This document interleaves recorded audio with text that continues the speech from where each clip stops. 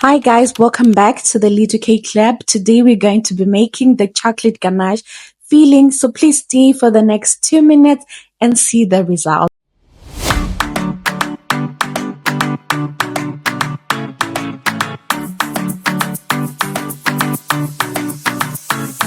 So for this recipe, you might just want 3 ingredients. So the first, you want 80 grams dark chocolate, and then you need 200 grams double cream from any brand.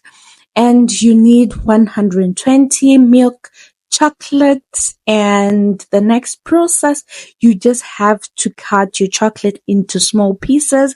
So this is up to you. If you want to skip this process, it's just to make sure that your chocolate melts easily. So as you all know, many people, when they are making chocolate ganache, some either use 1-to-1 ratio, 1-to-2 ratio. But for me, this is what works for me because, the taste buds are a bit different. This is for me not too thick or not too thin. So next up, we're going to add our double cream in a pot.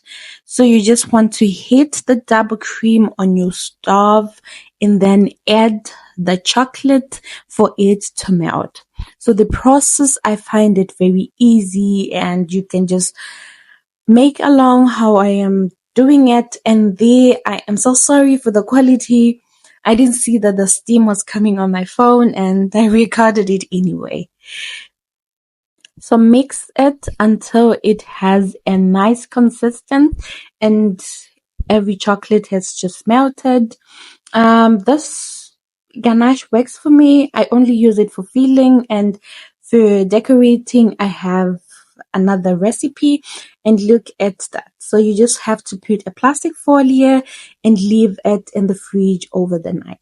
So this is the next day after whisking it, and then it's ready for use. It tastes so nice, and I hope you're just gonna try it. Thank you for staying on my video. Until then, bye.